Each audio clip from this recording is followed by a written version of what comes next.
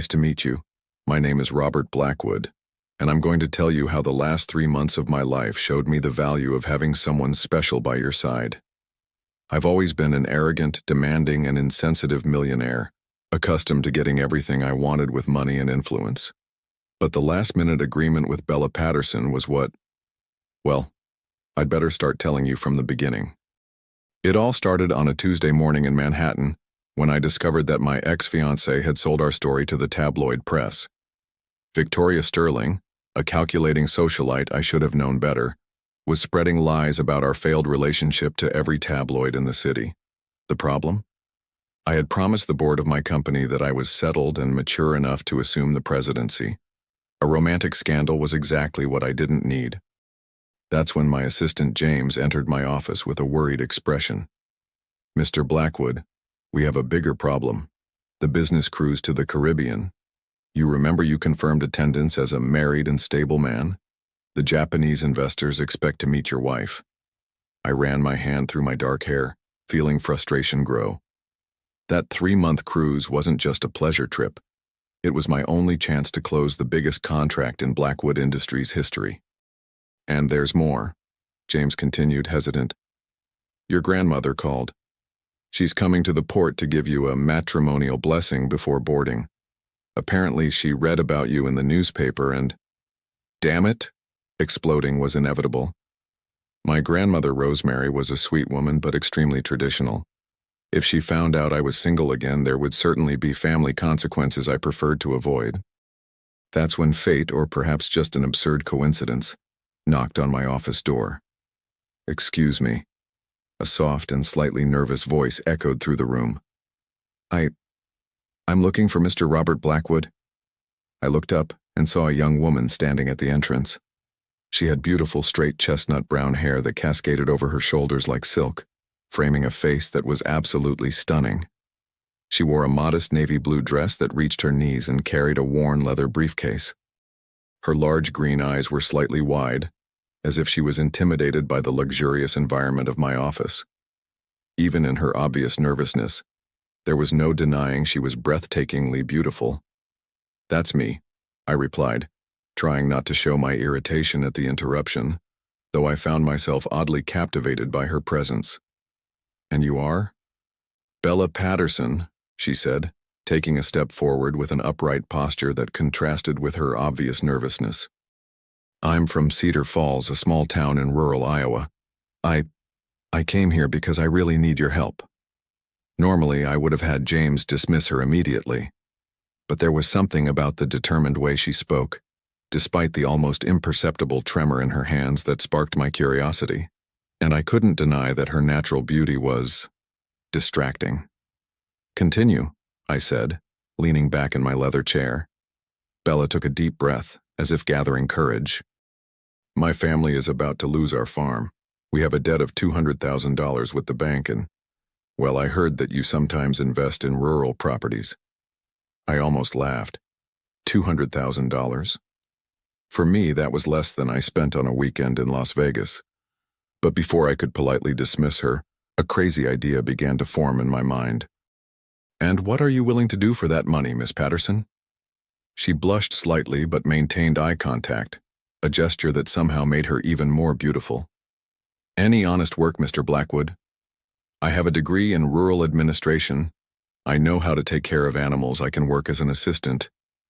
"What if I offered you a different proposition?" I interrupted, feeling a strange excitement grow in my chest. "Something that could solve both your problem and mine?" Bella frowned her delicate eyebrows. "What kind of proposition?" I stood up and walked to the window, observing the hustle and bustle of New York below.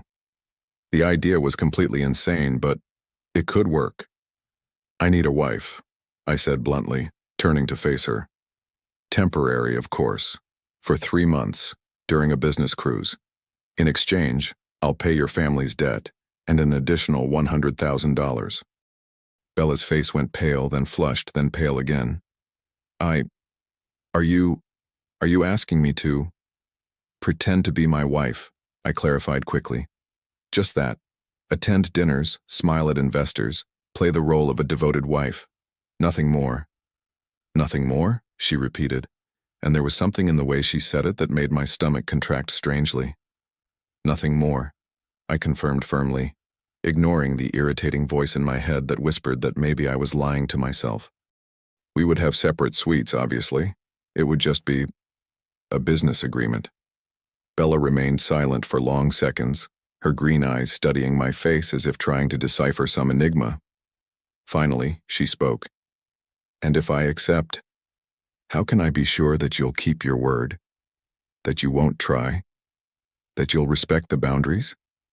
There was something about the way she asked the question, so direct, but with a subtle vulnerability, that sent a strange wave of protection through me. This woman was clearly inexperienced in seduction games, perhaps even. "You have my word," I said, and I was surprised by the sincerity in my own voice. "And a legal contract, if you prefer." Bella bit her lower lip, an unconscious gesture that for some inexplicable reason made my breathing accelerate slightly. Hell, what was happening to me? 3 months? She asked quietly. 3 months. And you promise you won't try anything inappropriate? "I promise," I replied, although a treacherous part of me was already wondering if I would be able to keep that promise in front of a woman who, the more I looked at her, the more intriguing she became. Bella closed her eyes for a moment, and when she opened them again, there was an iron determination in them that contrasted with her delicate appearance. "All right, Mr. Blackwood, I accept." And so, without knowing it, we both sealed an agreement that would change our lives in ways we could never imagine. The next morning, I found myself standing outside the most exclusive boutique on Fifth Avenue, watching Bella Patterson stare at the storefront with the same expression someone might wear when facing a firing squad. "It's just clothes, Miss Patterson," I said, checking my Rolex impatiently. We had exactly 4 hours before we needed to be at the port, and my grandmother would be arriving in 3.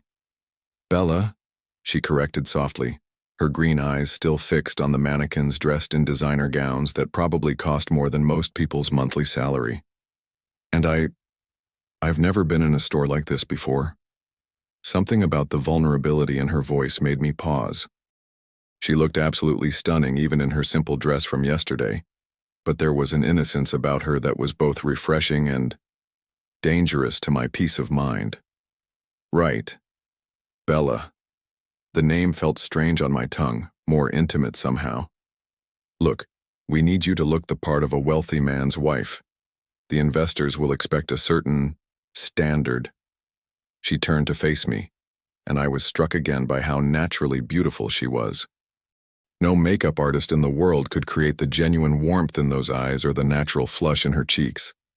"And what standard is that exactly, Robert?" The way she said my name sent an unexpected jolt through me. "Elegant, sophisticated, like you belong in my world." "But I don't belong in your world," she said simply. "I'm just pretending, remember?" Before I could respond, the boutique door opened and a perfectly coiffed woman in her 50s emerged. "Mr. Blackwood, welcome back." "I'm Madame Laurent. Your assistant called ahead about your special requirements." I noticed how Madame Laurent's eyes swept over Bella with professional assessment, and I found myself stepping slightly closer to her, as if to shield her from the judgment. "My wife needs a complete wardrobe for a 3-month cruise," I said, the lie coming surprisingly easily. "Evening wear, casual clothes, swimwear, everything." "Your wife?" Madame Laurent's eyebrows rose slightly as she looked between us. "How wonderful. Please, come in." The next 2 hours were a revelation. I sat in a plush armchair supposedly reading business reports on my phone but actually watching Bella emerge from the dressing room in outfit after outfit. Each transformation was more stunning than the last. First came a flowing emerald cocktail dress that made her eyes shine like jewels. Then a sophisticated navy blazer and skirt that gave her an air of quiet authority. But it was the simple sundress in pale yellow that nearly made me forget how to breathe. "What do you think?" she asked, turning slowly in front of the 3-way mirror. I couldn't speak for a moment. The dress hugged her curves perfectly, and her straight chestnut hair caught the light as it moved around her shoulders like silk. "You look..." I cleared my throat. "Appropriate." Bella's reflection met my eyes in the mirror, and for just a second I saw something flicker there. Disappointment? But before I could analyze it, Madame Laurent was ushering her back into the dressing room. And now, the pièce de résistance, the boutique owner announced, for tonight's dinner with your grandmother. When Bella emerged this time, I actually stood up without realizing it. The black evening gown was elegant without being revealing, classic without being boring. But it was the way she carried herself, head high, shoulders back, with a natural grace that couldn't be bought, that took my breath away. Perfect, I managed. Indeed, Madame Laurent agreed. Your wife is quite stunning, Mr. Blackwood. You're a lucky man. Lucky. If only she knew this was all an elaborate charade. But watching Bella smooth the dress nervously over her hips, I couldn't shake the feeling that maybe I was lucky, even if it was temporary. An hour later, we were in the back of my limousine heading to the port. Bella sat across from me, fidgeting with her purse. Are you nervous? I asked. Terrified, she admitted with a small laugh. What if your grandmother doesn't believe we're married? What if I say something wrong? What if... Bella. I leaned forward, and she went quiet. You'll be fine. Just be yourself. Myself? Robert.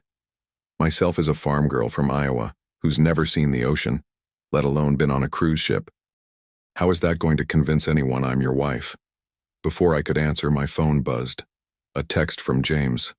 Your grandmother has arrived at the port. She's asking a lot of questions. Showtime, I muttered. What? My grandmother is already there. I studied Bella's face, noting the way she'd gone pale. Listen to me. Rose Blackwood is old-fashioned but kind. She'll love you if you're genuine with her. Don't try to be someone you're not. Easy for you to say. You're not about to lie to your own grandmother. True. I reached across and took her hand, ostensibly to comfort her. But the contact sent a jolt of electricity up my arm. Her skin was soft, warm, and I noticed she wore no rings. But remember, you're helping save your family's farm. That's not a lie. She looked down at our joined hands, and I realized I should let go. I didn't want to. Robert? Yes? Thank you for giving me this chance. I know you could have found someone more suitable. More suitable? I looked at this beautiful, genuine woman who'd walked into my office and turned my carefully controlled world upside down in less than 24 hours. And I realized that suitable was the last thing she was. She was dangerous. She was making me feel things I'd spent years learning to ignore. Don't thank me yet, I said, finally releasing her hand and immediately missing the warmth. We haven't even made it onto the ship.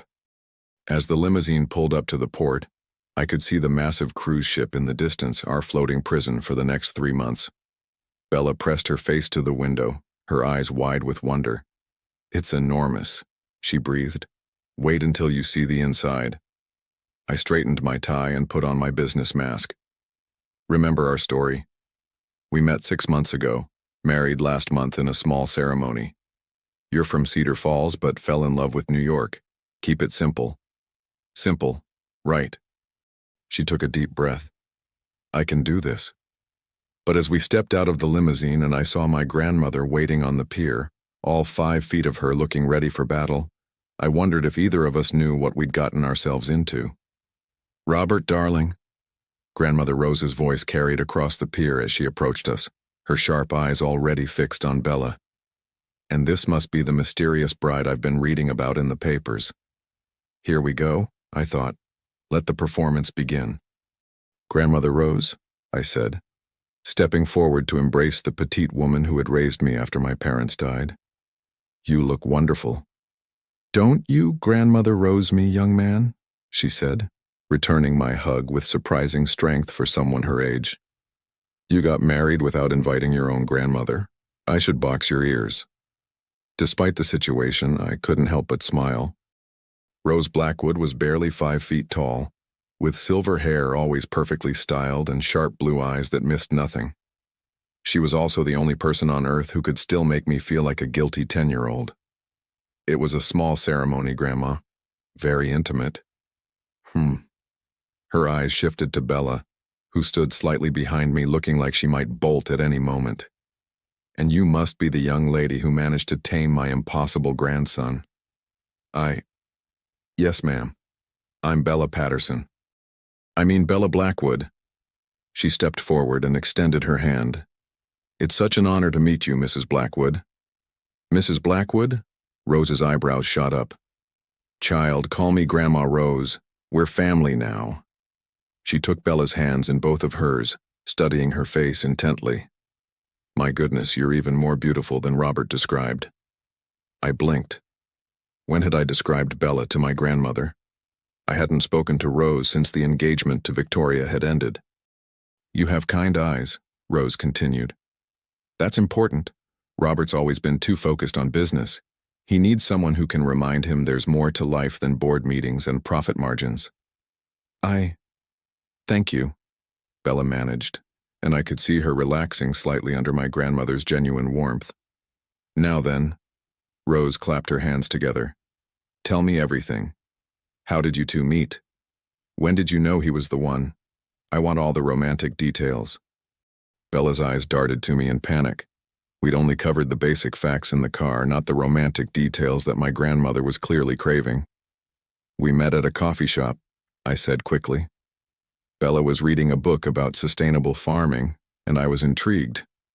Sustainable farming? Rose's interest was clearly piqued. How refreshing. Victoria never showed interest in anything that didn't involve shopping or social climbing. Bella shot me a grateful look before picking up the story. Robert spilled coffee on my book, actually. He was so apologetic he offered to buy me a new one. And I ended up buying her dinner instead, I added, surprised at how easily the lie was coming. We talked for hours. About farming? Rose asked with amusement. About everything, Bella said softly, and something in her voice made me look at her sharply. For a moment she wasn't acting. There was something wistful, almost longing in her expression. He was different than I expected. Different how? Rose pressed. Kinder, Bella said simply, and funny. He has this dry sense of humor that it caught me off guard. The way she said it, looking directly at me with those green eyes, made something twist in my chest. For a second, I almost forgot we were acting. And when did you propose, Robert? Rose asked. 2 weeks ago, I said. I couldn't wait any longer. When you know, you know. How romantic. And where? Damn. I hadn't thought that far ahead. It was Central Park, Bella interrupted. By the pond where we had our first real date.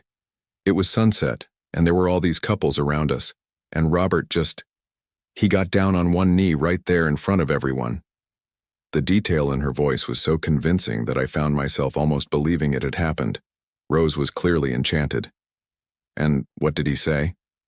Bella's cheeks flushed pink, but she didn't hesitate. He said that before he met me he never understood why people wrote songs about love, but that being with me made him want to write poetry, even though he couldn't rhyme anything with quarterly earnings. Rose burst out laughing. That sounds exactly like something my grandson would say. She turned to me with approval. I like her, Robert. She's got spirit. I told you would, I said, putting my arm around Bella's shoulders. The gesture was meant to look natural, but the moment I touched her, I felt that same electrical jolt from the limousine. She fit against my side perfectly as if she belonged there. Well then, Rose said, glancing at her watch. Shall we board? I'm dying to see the ship, and I want to hear all about the honeymoon plans over dinner. As we walked up the gangway, Bella whispered under her breath. Honeymoon plans. We'll figure it out, I murmured back, trying to ignore how her hair smelled like vanilla and something uniquely her. The ship was even more impressive than I'd remembered from the brochure. The main atrium soared 7 decks high with a grand staircase that belonged in a palace. Crystal chandeliers cast rainbow patterns on the marble floors, and everywhere you looked there were fresh flowers and elegant furnishings. Holy, Bella breathed, then caught herself. I mean, it's beautiful.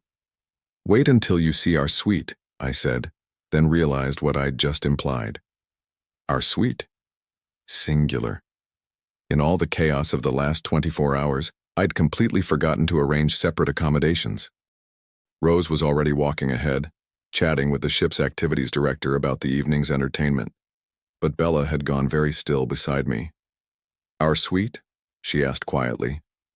There might have been a miscommunication with the reservations, I admitted. But don't worry, these luxury suites are enormous. There's probably a separate bedroom, maybe even two. Probably? Before I could answer, a crew member approached us. Mr. and Mrs. Blackwood? I'm Marcus, your personal butler for the voyage. Would you like me to show you to your accommodation? Yes, please, I said, hoping my voice sounded more confident than I felt. We followed Marcus down a long corridor lined with original artwork, Rose chattering excitedly about the ship's amenities. Finally, he stopped at a door marked Penthouse Suite A and opened it with a flourish.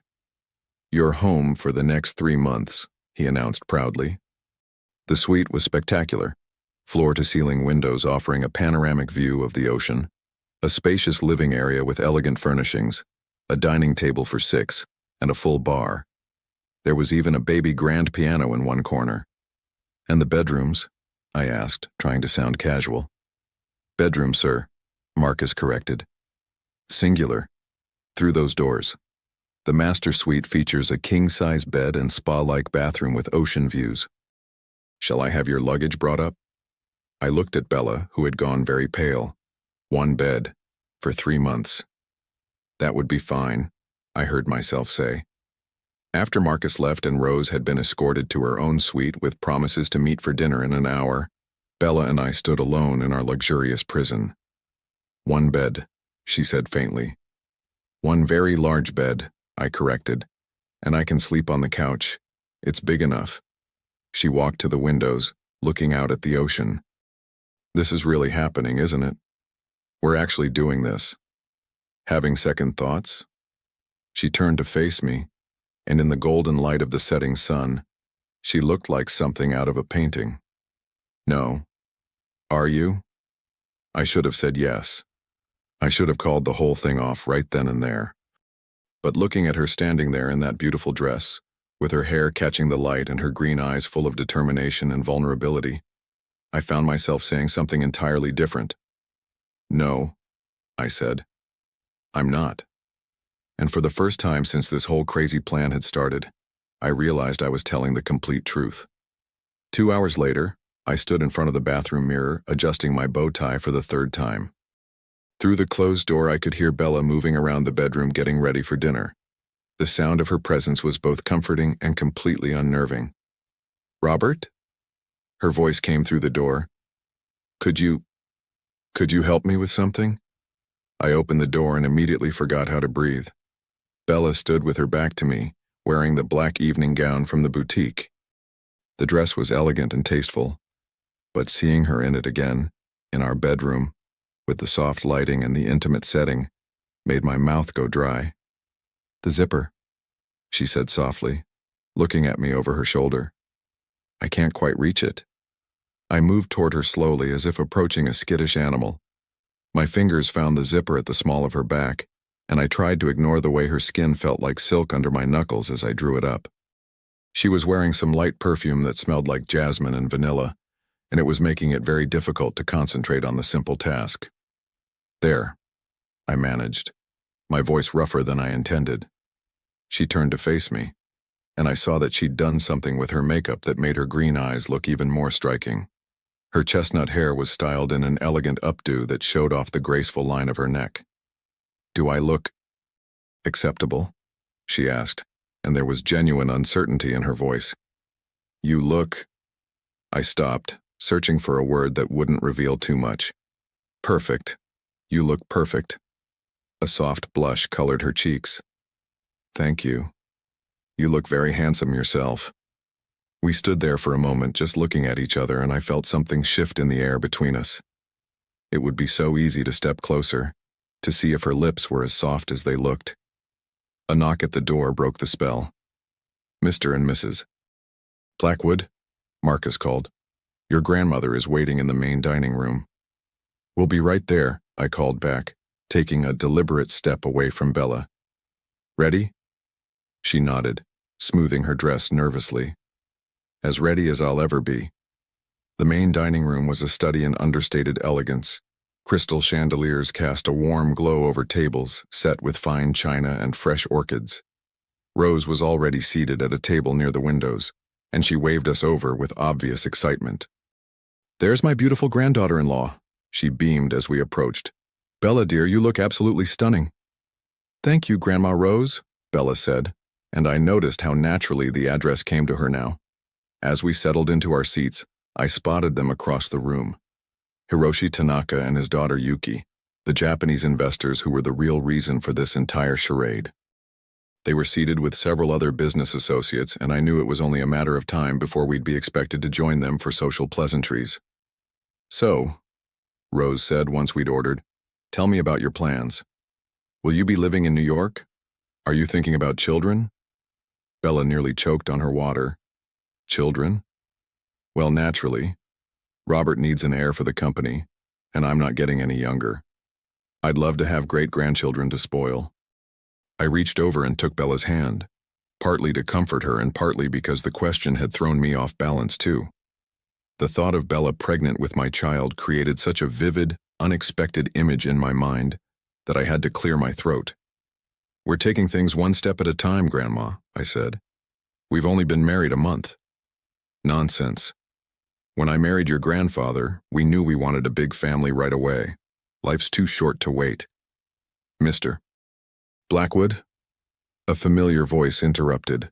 I looked up to see Hiroshi Tanaka approaching our table, followed by his daughter and two other men I recognized as potential investors. "Tanaka-san," I stood, bowing slightly in respect. "How wonderful to see you." "The pleasure is mine. I was hoping to meet the lovely wife I've heard so much about." His eyes moved to Bella with polite interest. "Of course." I helped Bella to her feet. "This is my wife, Bella." "Bella, this is Hiroshi Tanaka and his daughter Yuki." Bella stepped forward with a grace that surprised me. "Mr. Tanaka, Miss Tanaka, it's such an honor to meet you." To my amazement, she offered a small bow, which Hiroshi returned with obvious approval. "Your wife has excellent manners," he said to me. "Tell me, Mrs. Blackwood, what do you think of your husband's business ventures?" I tensed. This was dangerous territory. Bella knew nothing about my actual business dealings. "I think," Bella said carefully, "that Robert is passionate about creating sustainable growth, both in business and in life. He's always talking about the importance of building something that will last for generations." Hiroshi's eyebrows rose with interest. "Sustainable growth, an interesting perspective. And what is your background, if I may ask?" "Agriculture," Bella said without hesitation. "Specifically sustainable farming practices. I believe the principles that make farming successful, patience, careful planning, respect for natural cycles, apply to business as well." I stared at her in amazement. She was not only handling herself well, she was actively impressing them. "Fascinating," Yuki chimed in. "I studied environmental science at Tokyo University. I'd love to hear more about your work." "I'd enjoy that very much," Bella replied warmly. After a few more minutes of conversation, the Tanakas returned to their table, but not before Hiroshi had invited us to join them for a business presentation tomorrow evening. "Well," Rose said once they were gone, "I'm impressed. Bella, you handled that beautifully." "Thank you," Bella said, but I could see the slight tremor in her hands as she reached for her wine glass. "You were incredible," I said quietly, leaning closer to her. "Where did that come from?" I thought about what you'd want me to say," she whispered back, "and I tried to be honest about what I know." The honesty part was what had made it so convincing. Bella's genuine passion for sustainable agriculture had shone through, and it had been more effective than any rehearsed business pitch could have been. "You saved me," I said, and meant it. She looked up at me, her green eyes searching my face. "We're supposed to be a team, aren't we?" Team. The word hit me unexpectedly hard. When was the last time anyone had been on my team? Really, truly on my side without wanting something in return? Yes, I said. We are. The rest of dinner passed pleasantly, with Rose regaling us with stories of my childhood that made Bella laugh and made me wish the floor would swallow me whole. But I found myself watching Bella more than listening to the stories. The way she listened intently to my grandmother. How she asked thoughtful questions. The genuine warmth in her smile. Later, as we walked back to our suite, Bella was unusually quiet. You okay? I asked. Just thinking about tomorrow night, she said. What if I say something wrong? What if I mess up your business deal? I stopped walking and turned to face her. Hey, look at me. She did, those beautiful green eyes full of worry. You were perfect tonight. Better than perfect. You were yourself. And that's exactly what they needed to see. Myself isn't exactly corporate wife material, Robert. Maybe corporate wife material is overrated, I heard myself say. We stood there in the elegant hallway, the soft sound of the ocean and distant music from the ship's lounge drifting around us. Bella was looking at me with an expression I couldn't quite read, and I felt that dangerous pull again, the urge to step closer, to touch her face, to see if this thing growing between us was as real as it felt. We should probably get some sleep, she said softly. Probably, I agreed, but neither of us moved. Finally, she turned and headed for our suite, and I followed, wondering how I was going to survive 3 months of this without completely losing my mind.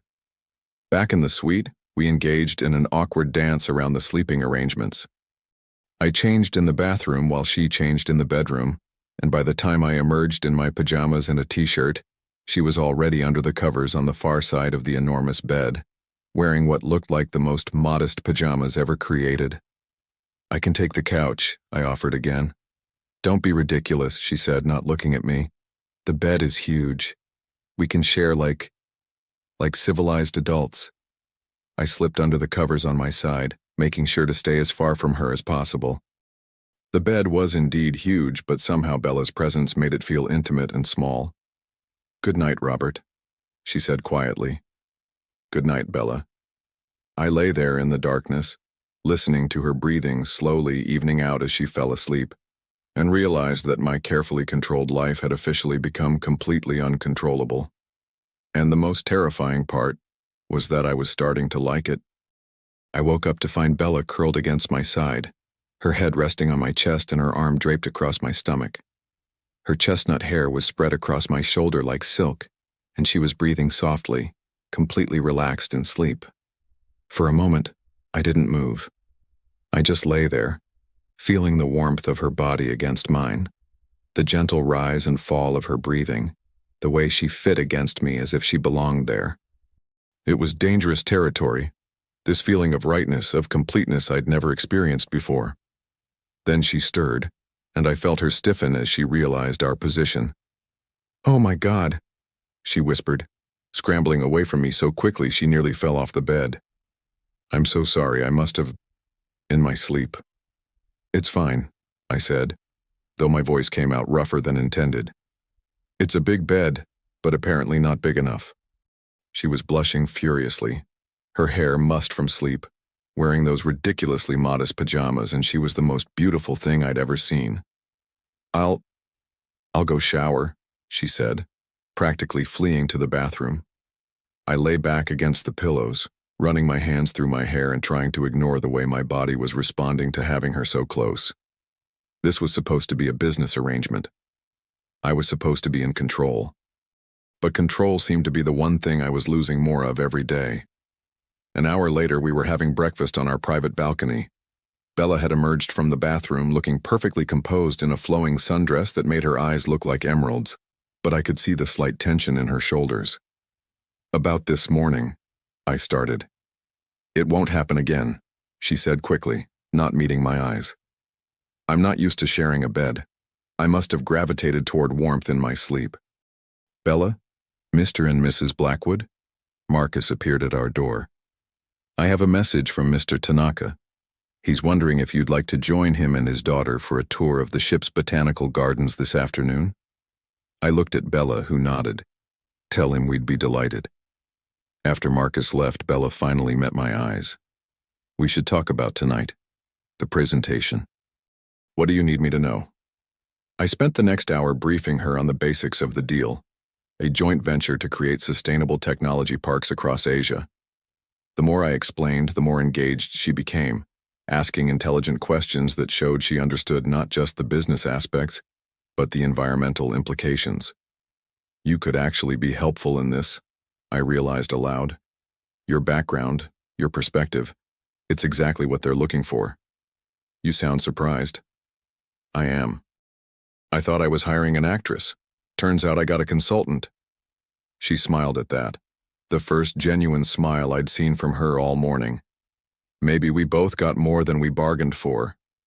The botanical gardens were spectacular, a multi-level greenhouse filled with exotic plants from around the world. Yuki Tanaka proved to be as passionate about environmental science as Bella was about sustainable farming, and watching them discuss soil composition and water conservation techniques was fascinating. Your wife is remarkable, Hiroshi said quietly as we watched our wives. My fake wife, I corrected myself, examining a rare orchid species. She is, I agreed, and was surprised by how much I meant it. In Japanese business culture, we believe that a man's character is often reflected in his choice of partner. Mrs. Blackwood speaks well of your judgment. I felt a twist of guilt. If only he knew the truth about our arrangement. She challenges me, I said, which was absolutely true. Makes me see things differently. That evening, as we prepared for the formal presentation dinner, I could see Bella's nerves returning. She'd chosen a sophisticated burgundy dress that somehow managed to be both elegant and approachable, perfect for the occasion. You'll be fine, I assured her as we walked toward the ship's executive conference room. Just be yourself. Easy for you to say. You're not about to wing it through the most important business dinner of someone else's life. I stopped walking and turned to face her. Bella, look at me. She did, her green eyes wide with worry. I trust you, I said simply. Completely. Something shifted in her expression at those words. You do? More than I've ever trusted anyone. It was true, I realized with some shock. In less than 3 days, this woman had earned my trust in a way that people I'd known for years never had. The presentation went better than I could have hoped. The conference room was set up like an intimate dinner party, with only 8 people present. The Tanakas, 2 other potential investors, Bella, myself, and 2 environmental consultants the investors had brought along. As I walked through the details of the proposed technology parks, Bella listened intently, occasionally asking questions that showed she was following every nuance. But it was during the environmental impact discussion that she truly shone. If I may, she said during a pause and all eyes turned to her. I think there's an opportunity here that we haven't fully explored. I felt my heart skip a beat. We hadn't rehearsed this. Please, Hiroshi encouraged. In sustainable farming, we've learned that the most successful operations are those that work with local ecosystems, rather than against them. What if these technology parks could actually enhance the local environment? Create green corridors that support native wildlife, use renewable energy sources that could be shared with surrounding communities? One of the environmental consultants leaned forward with interest. Go on. Well, imagine if each park included research facilities dedicated to local environmental challenges. In Thailand, that might be coral reef restoration. In Malaysia, rainforest preservation. The parks wouldn't just be neutral, they'd be actively beneficial. The room was silent for a moment and I held my breath. Then Hiroshi smiled. Mrs. Blackwood, you've just described exactly what we've been hoping someone would propose. A true partnership between technology and nature. The rest of the evening was a blur of excited discussions and preliminary agreements. By the time we returned to our suite, I was practically floating with success. We did it, I said, closing the door behind us. Bella, we actually did it. They want to move forward with the project. We? She said with a small smile. Yes, we. You were incredible tonight. That environmental enhancement idea. Where did that come from? I listened to what they really wanted, not just what they were saying they wanted. She kicked off her heels and sank onto the couch. They care about more than profit. They want to leave something positive behind. I loosened my tie and sat beside her, the adrenaline from the evening still coursing through my veins. You saved the deal. You know that, right? We saved it. Together. That word again. Together.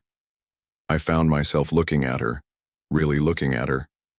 The way the lamplight caught the gold highlights in her chestnut hair, the satisfied smile on her lips, the intelligence and warmth in her green eyes. Bella, I said softly. Yes? Thank you. For tonight. For everything. I know this isn't easy for you. She turned to face me fully and I realized how close we were sitting. It's not as hard as I thought it would be. No? No.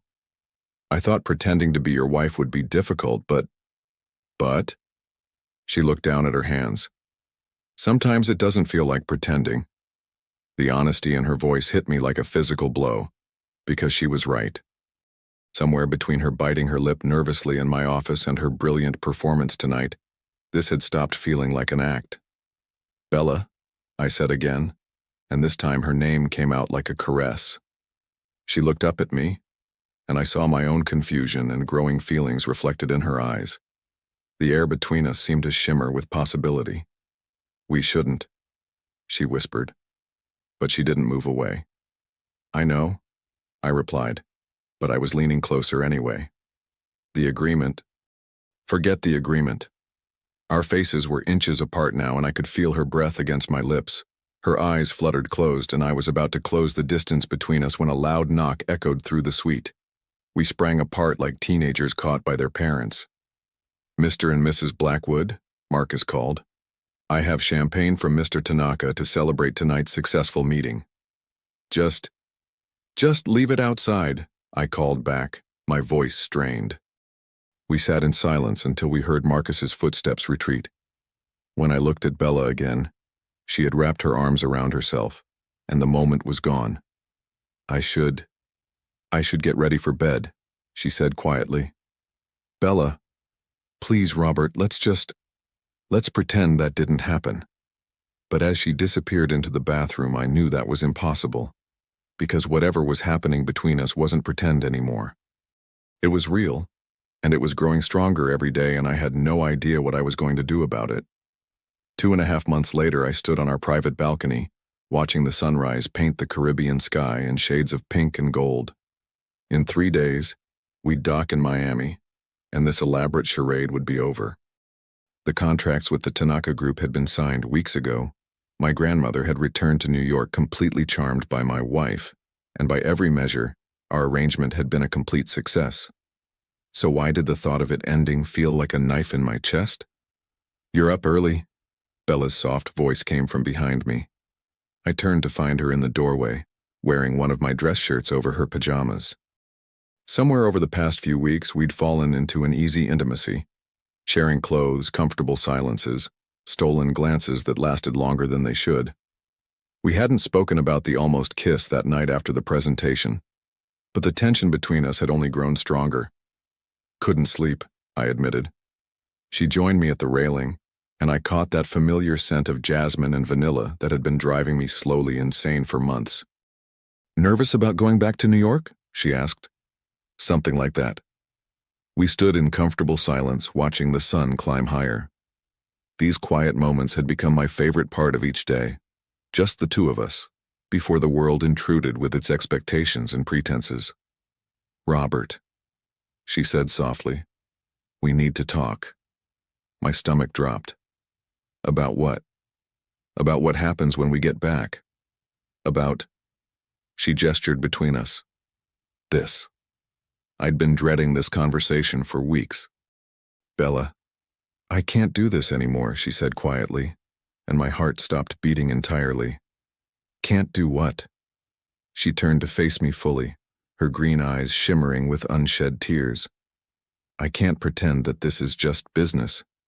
I can't pretend that sharing a bed with you every night, waking up in your arms playing your wife, I can't pretend it doesn't mean anything to me.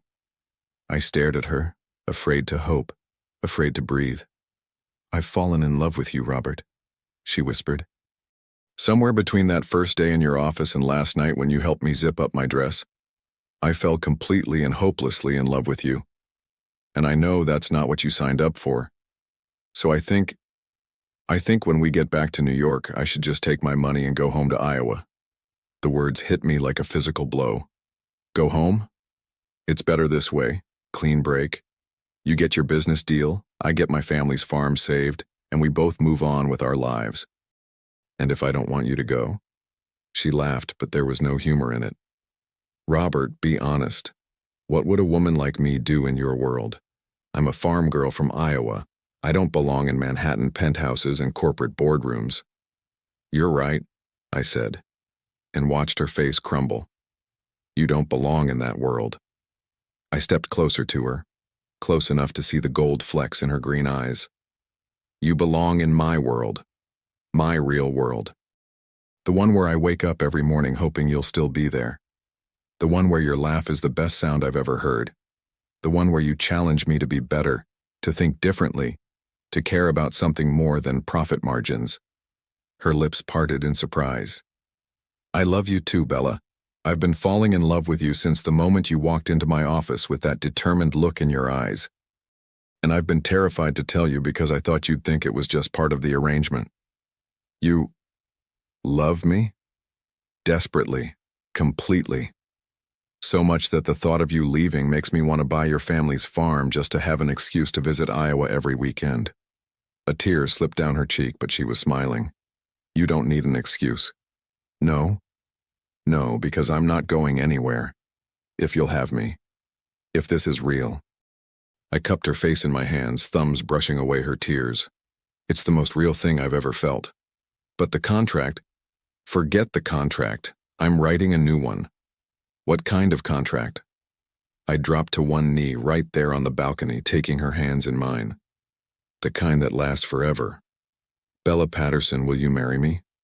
For real this time?" Her hands flew to her mouth, eyes wide with shock. "Robert, you can't be serious." "I've never been more serious about anything in my life. I love you. I want to wake up next to you for the rest of my life, not because of some business arrangement, but because I can't imagine living without you. But we barely know each other. I know you take your coffee with cream and no sugar. I know you hum when you're happy and bite your lip when you're nervous. I know you're brilliant and kind and brave enough to walk into a stranger's office and ask for help. I know you care more about saving your family's farm than having designer clothes. I know you're the best thing that's ever happened to me." She was crying now, but smiling through the tears. "I know you have nightmares about losing people you love, and you talk in your sleep when you're worried about business. I know you pretend to be cold and arrogant, but you're actually incredibly generous. I know you love your grandmother more than anything, and you do anything to protect the people you care about. I know you've never let anyone see the real you before. Is that a yes?" "That's a yes," she laughed, pulling me to my feet. "Yes, I'll marry you. Yes, I love you. Yes to everything." I kissed her then, finally, properly, the way I'd been wanting to for months. She tasted like sunshine and promises, and when she kissed me back with equal fervor, I felt like the luckiest man alive. "So," I said when we finally broke apart, both breathless, "what do you say we turn this fake honeymoon into a real one?" She laughed, the sound bright and joyful. "I'd say that's the best business proposal you've ever made." "Just wait until you see the merger I'm planning," I said, spinning her around in the morning sunlight. "Merger? Patterson Farm and Blackwood Industries. I'm thinking we could revolutionize sustainable agriculture. You'd be the CEO, of course." "Of course," she agreed, kissing me again. Later that morning, I called my grandmother. "Grandma Rose, it's Robert. I have some news. We're getting married. Again. For real this time." "Well, it's about time," came her dry response. "I was wondering how long it would take you two to stop pretending and admit you were already in love." "You knew?" "Darling boy, I didn't raise a fool. That girl has been looking at you like you hung the moon since the day I met her, and you've been doing the same. The only people who didn't know you were in love were you two. After I hung up, Bella looked at me with amusement. She knew? Apparently we're not as good at pretending as we thought. Or maybe, she said, wrapping her arms around my neck, we were never really pretending at all. As our ship sailed toward Miami and our real life together, I realized she was right. From that very first moment in my office when she'd walked in and turned my carefully ordered world upside down, this had been real. The most real thing I'd ever experienced. I'd hired a fake wife and found my soulmate. Not a bad deal, even by my standards. And up on 1 year later, Mrs. Blackwood, the board meeting is about to start, James announced, poking his head into my office. Tell them I'll be right there, Bella called back, not looking up from the sustainable agriculture reports spread across her desk.